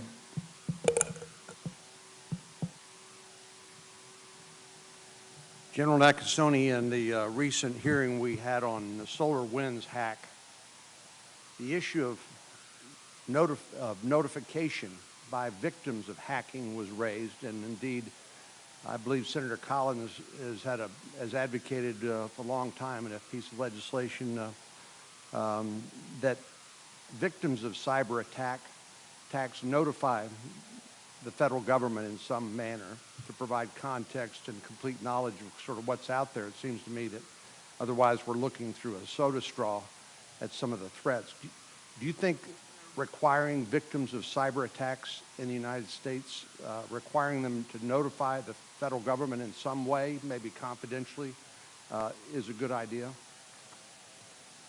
Senator, as we were discussing this morning, I think to understand the depth and breadth of any intrusion in the United States, we're going to have some means upon which we understand what has taken place.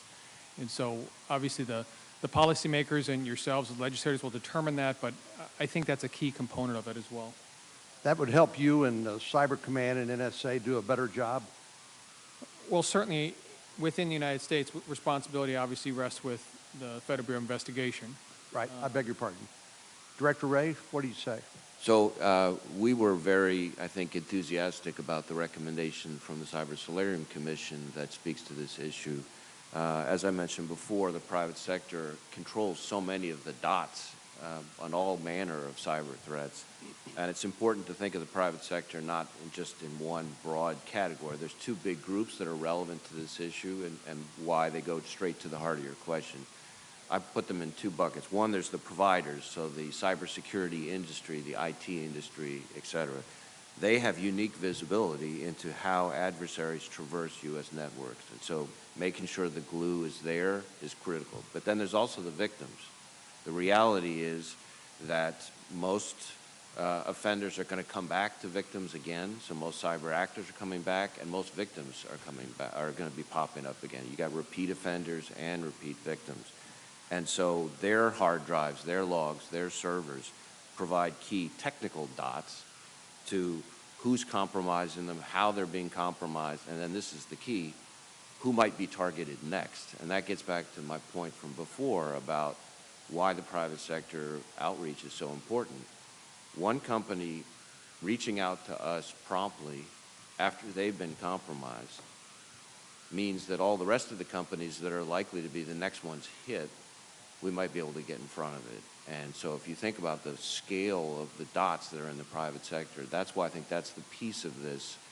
It doesn't mean that there aren't other tweaks here and there in terms of authorities, administrative subpoena authority, things like that, but ultimately, for the United States, which doesn't have state-owned enterprises all over the place, to protect against this problem, we really have to solve this public-private partnership issue.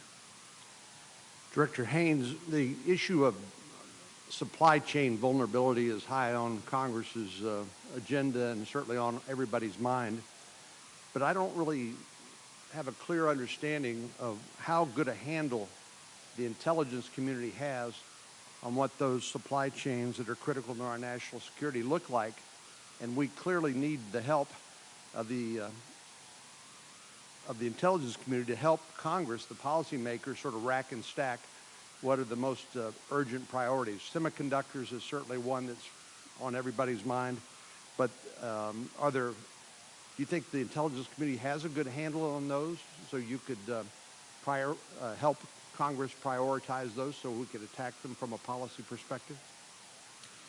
Yeah, I think, frankly, this is an area where we're doing a lot of work. And as you indicate, I mean, semiconductors are the obvious one, but there are a lot of others. And as we've been working through, for example, rare earth elements or other key areas where, there may be a contestation in particular from other countries such as China to our ability to get access to things that are critical to our national security, and where we need to promote an effort, in a sense, from the policy community to pay attention to it and to recognize where there are the vulnerabilities and how to address them for time.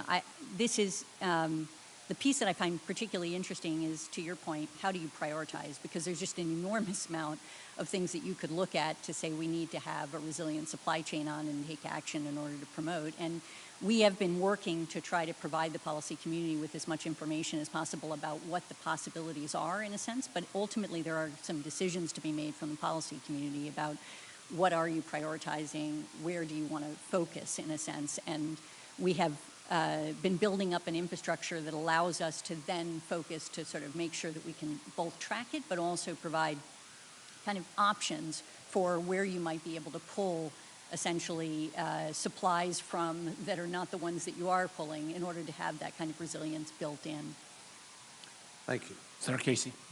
Thank you, Mr. Chairman. I want to thank all three directors and the two generals who are with us today, and to commend you for your public service. I wanted to start with Director Haynes, and probably most of my question or two would be directed at Director Haynes, but certainly others may have a view on the issues I'm raising. I want to talk in particular about supply chains, which we've heard a lot about this year, and this idea of outbound versus inbound investment by U.S. companies in that context. We know that on March 19th, the U.S.-China Economic and Security Review Commission held a hearing to examine how U.S. capital investment props up the Chinese government's military-civil fusion strategy and ultimately compromises U.S. national security. Some witnesses made reference to the committee known by the acronym CFIUS, the Committee on Foreign Investment, which for decades now has reviewed inbound investment, but there's nothing comparable for outbound investment in terms of review as to the national security implications of foreign investments that are made overseas. So because we don't have that parallel mechanism in place to assess outsourcing by U.S. companies to countries of concern, we could have national security implications. I've been engaging with Senator Cornyn on this issue on developing a similar interagency committee to review outbound investment of what we call, in the legislation I'm working on, critical capabilities to foreign adversaries or non-market economies like China. So, Director Haynes, maybe two initial questions. How does the IC work with its partners to assess and mitigate the activities of foreign intelligence services and other adversaries attempting to compromise U.S. supply chains? Thank you, Senator. So it's a really important and interesting question, and I think just to maybe take them in part. So on the issue of outbound and outsourcing, how are we positioned? I think from my perspective, I've had a number of calls now with my counterparts and kind of coming into the job. I think you would be surprised by how many of them in allies and partnership countries are interested in talking about this issue. And one of the things that we are doing throughout the intelligence community, and I think Director Burns may have some thoughts on this as well, is promoting conversations between our intelligence services in order to understand what they're seeing in this space as well, and being able to provide that, therefore, to our policymakers as here is what we are seeing with respect to these particular issues that we know are critical for supply chain issues, and here's where we're seeing outsourcing and outbound investments and so on. The second thing that I think is interesting, and you may already know this, but we're certainly lifting it up in a sense, is how many other countries are starting to do CFIUS-like processes. You'll see Canada has now got a law that effectively allows them to review investments, or a variety of other countries that are starting to do this. And it's another reason for why I think our counterparts are talking to us about this issue, because they're looking to figure out how does the intelligence community support our CFIUS process? Are there ways in which they can do the same? And I think that exchange of information can get to many of the issues that you're describing in the supply chain area, both on the inbound and outbound side of things. But let me see if Director Burns has anything. No, I absolutely agree, and I think there are plenty of models on the outbound side that have worked in decades past as well, where we can deepen our partnerships, with other governments who not only have insights but also have a real stake in taking a very careful look at some of those outbound matters. Thank you. That's helpful. And just finally, the last question on this would be: does the IC view the Chinese government, Chinese Communist Party's civil-military fusion agenda as a risk currently to U.S. supply chains? Senator, I think it is, there is no question that the Chinese have an advantage in some respects through their civil-military fusion approach to things. They're capable, as a consequence, of directing, in effect, their private sector in ways that we simply do not do. And I think that provides a short-term advantage, but I think it might be not a long-term advantage, in the sense that I think that the way we structure ourselves actually makes us capable of having some flexibility that over time sustains our private market in ways that the Chinese don't have. Thank you. The vote has started, but we are going to try to get Senator Sass and Senator Gillibrand on WebEx in before the end of the first vote. Senator Sass. Thank you, Chairman. Thanks to the five of you for being here as well. The American people are blessed to have an IC that's as serious as ours is. We have a lot of a gazillion patriots and some actual heroes in the community, and the five of you care deeply about the mission and about leading those folks and celebrating them. So I just want to say, since most of our time in this committee is spent in an oversight capacity, which is in private, we don't get the chance to say in front of the American people enough thank you to the entire intelligence community, and particularly the five of you who are leaders. Director Haynes, I also want to praise your statement. I think that your opening statement on behalf of the whole community today was incredibly strong. I want to highlight a couple of pieces, but I want to admit that in a way I'm just riffing on where Chairman Warner opened. That when you do an around the world threat assessment of what the challenges are that we face, and I think Marco, the Vice Chairman, said something very similar when I think his riff was more than 90% of all the intelligence and national security challenges the American people and our troops face around the world. More than 90% of them originate in the five bad guy category of long-term tech race with the Chinese Communist Party, Russia sowing disinformation and corruption and cyber attacks abroad, Iranian nukes and sponsorship of terrorism abroad, North Korean nukes, and a grab bag of jihadis. Those five things are the five big threats we face. There aren't two, and there aren't really 20 that need to be on that top tier list. There are five. But one of the things that's new, I think, in the last 4 to 6 years is a real consensus in your community and on this committee in a bipartisan way that there is an unparalleled number one threat. The five things are not equal. The long-term technology race we face with China is the biggest existential national security threat we face. And I think Chairman Warner did a great job of distinguishing between Chairman Xi's command and control tyrannical system and his party.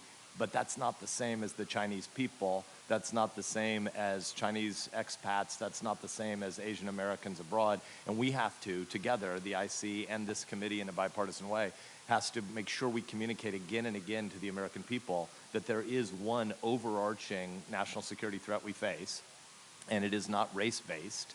It is not Chinese Americans. It is Chairman Xi and his cronies and what they want to do to try to dominate the world and oppress people, most acutely the Uyghurs, but lots and lots of people in their own country and abroad. And so I think it's important just to underscore some of the things, Director Haynes, you said on behalf of the entire community. You said that the threat we face from China is unparalleled. It's not the same as North Korea, as big a deal as that is. It's not the same as Russia and nefarious actions abroad.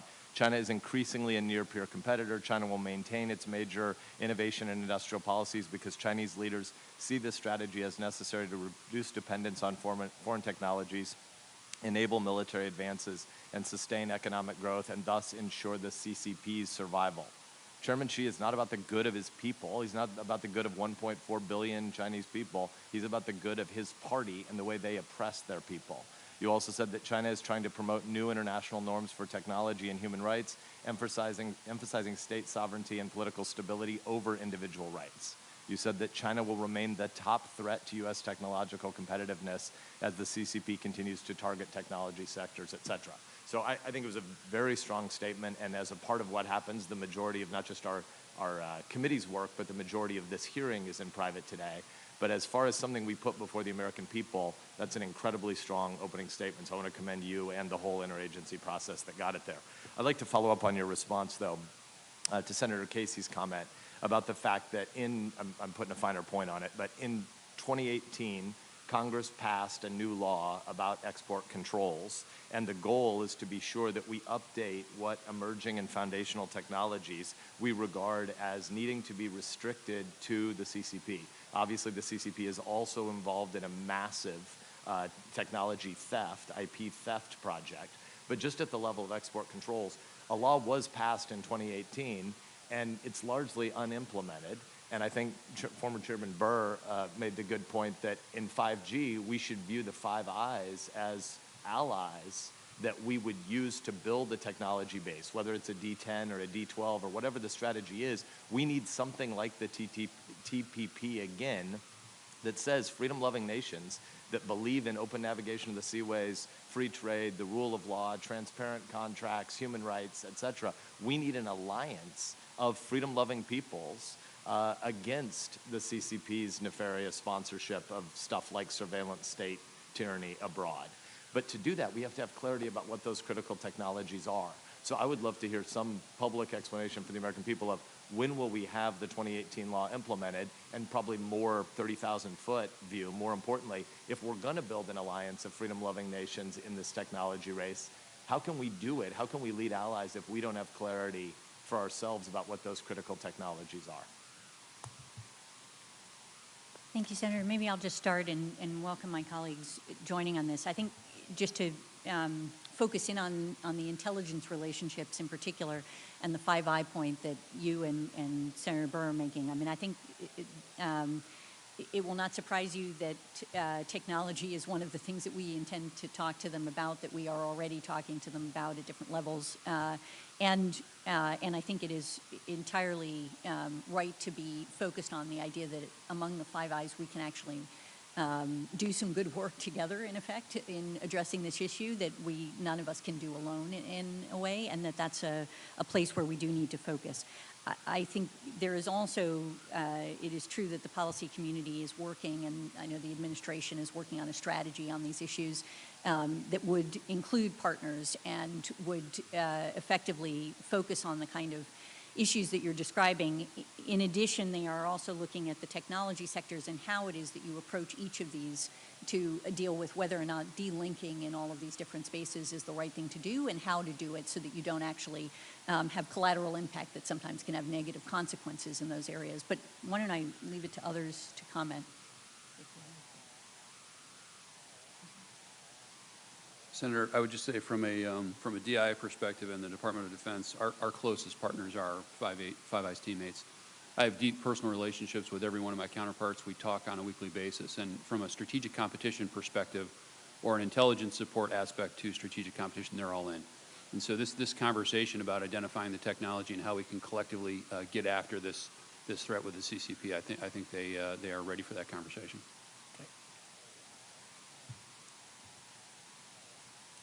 Yeah, I think, Senator, I would just add, from our competitive advantages, think about what are our competitive advantages for the nation, for the intelligence community, whether that's artificial intelligence, big data, machine learning, space. All of these are critical capabilities that have far-reaching implications not only for our economy, but obviously for the security of our nation as we take a look at where we're going in the future as well.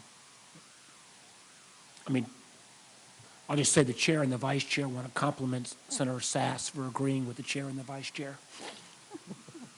It's always helpful, yes. Anybody else more? Because we're kind of clocking down. Fair enough. Senator, In the classified session, I want to follow up on We're gonna particularly some of the Taiwanese pieces. we're going to go to Senator Gillibrand and WebEx, then Senator Cotton. Thank you, Mr. Chairman. Director Wray, as you're familiar, the families of the victims of the September 11 attacks have requested a number of FBI documents be declassified. As we approach the 20th anniversary of the attacks, I am trying to understand what information in those reports could still be so sensitive that it cannot be shared with the American people. For several months, I have been trying to get FBI to provide a classified copy of the documents to this committee so that I can read them myself, but so far the FBI has refused. From an oversight perspective, this is deeply concerning. Why hasn't the FBI provided the requested documents to the committee? And will you commit to providing those documents to the committee now? Well, Senator, I understand how important this issue is to you personally and, of course, also to the victims' families. And as somebody who grew up in New York and whose family still lives in New York, it's personal to me as well. And the meeting and engaging with the 9/11 victim families was a big part of my own inspiration for my last time in law enforcement to come back into service. We do have to be a little bit careful here because of certain source and method issues and grand jury issues, but I have instructed our subject matter experts to review to see if there's more that we can share, and I am happy to report that we have identified some additional documents that we will be able to make available for review very shortly, and my staff will work with the committee staff to facilitate review. Can we have those documents within the next 2 weeks? I'll have to get back with my staff on the exact timing, but my definition of shortly is consistent with that rough time frame. Okay, and if you're not going to provide the particular document that I have requested, I need a reason in writing to the committee, since I, as a member of this committee, have every right to review that document. Certainly, Senator, I agree that an important part of our collaboration with this committee is that even in those rare instances where we can't provide information, we ought to be able to and have an obligation, I think, to explain to you why. Thank you. To Director Haynes and to General Nakasone, I'm very concerned about these blind spots, as we've already heard in testimony today, that our opponents are using the U.S. infrastructure and loopholes to penetrate our infrastructure, our companies, our data in a way that really prohibits us from following through on our investigations of terrorist groups and other international risks. I understand there are legal reasons, and I've heard the testimony that we want to talk about how we can ask the private sector to perhaps consider having a required reporting law passed. And I think that's a reasonable approach. But I'd like a little more context and information from both of you on how you see these gaps and these blind spots. And in fact, when we do have foreign terrorist attacks and undermining of our democracy, such as what Russia tried to do with the election, and undermined public confidence in our electoral process and exacerbated socio-political divisions in the U.S. These are serious, serious issues. And I don't like hearing that we have blind spots. So I'd like a little more analysis about if there are other authorities that are needed. And I've heard you all say you don't need other authorities, but I guess I'm not willing to accept that we are going to have blind spots. I think there has to be an appropriate way to give the tools that our intelligence community needs to be able to constantly protect against cyber threat, cyber terrorism, and cyber attack?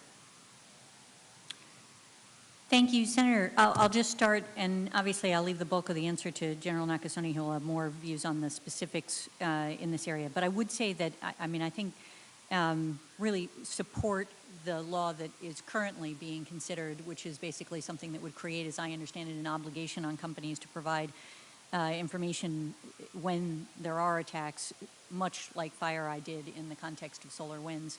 And that is something that I think would be useful. It is obviously one piece of the puzzle, and I think General Nakasone can speak with greater authority on what specifically the other issues are and answering your further questions. Senator, I share your concern with these blind spots, and this is something we shouldn't accept. Let me be a little bit more specific in terms of the blind spots. When an adversary decides that they're going to conduct an intrusion into a U.S. company, a U.S. government agency, one of the things that they realize is the fact if they can come into the United States and use an internet service provider in a period of time, they can quickly do that and conduct their operations and virtually not have any coverage in a timely manner from our ability to do surveillance in the United States. And that's obviously through a warrant, most likely done by the Federal Bureau of Investigation. They understand the timelines that it takes for a warrant to be done. And so they are being able to expose this gap. This is one of the areas that we have to understand our adversaries are using today. It's the way that they have structured their activities, and it's in a way that we, as we go forward, need to be able to address. Again, it's not that we are looking forward authorities for the National Security Agency. It's let's make sure that we identify what's taking place so the appropriate measures can be undertaken. Senator Cotton. Thank you all for your appearance here today. These hearings are always a welcome opportunity to highlight the work that you and all of the men and women you do in your agencies and organizations to help keep our country safe. Most of this committee's work, like most of your work, happens behind closed doors in a classified setting, so the American people don't appreciate the great work that you and the men and women you lead do for our country. So I'm glad that we have a chance to highlight this once a year or so. I also want to stress the importance of protecting all the information that your people collect. And Director Wray, part of the FBI's responsibility is to ensure that classified information is handled correctly, that's not disclosed in a way that could pose a risk towards Americans' national security or intelligence or military operations. Is that correct? Yes, that's correct. And that applies to all persons, to include persons especially who are cleared to handle classified information as well. Well, it's a responsibility that we share with other agencies in that respect, but yes. And so you do investigate instances of alleged disclosure of classified information that was done wrongly? Absolutely, we have quite a number of such investigations. So I just want to take this opportunity to call your attention to a letter that Senator Hatterty and I and 16 other Republican senators sent to you yesterday about what appears to have been a potentially serious breach of handling of classified information by Dr. Colin Call, the nominee to be the Undersecretary of Defense for Policy. Could I get your commitment to provide a prompt response to that letter to the United States Senate, since this nomination could be pending just any time now? Senator, I'm aware of the letter. I haven't had a chance to review it yet, but I'm happy to take it. Thank you. I don't expect you to be fully apprised of the facts or have a conclusion about whether you should or should not or will not start an investigation. But I believe it's very worrisome, and there are people sitting in federal prison today for mishandling classified information. And if a GS employee is going to be sitting in federal prison because they mishandled classified information, we should always insist that everyone handle it correctly, no matter how powerful they are or who they're connected to. So thank you for that commitment, Director Wray. Ms. Haynes, I want to turn to a line from the annual threat assessment about the migration crisis we see on our southern border. It lists several potential factors in terms of seasonal employment opportunities or the pandemic or what have you. One factor was perceived changes in U.S. immigration policy. Is it possible that a factor could also be actual changes to U.S. immigration policy?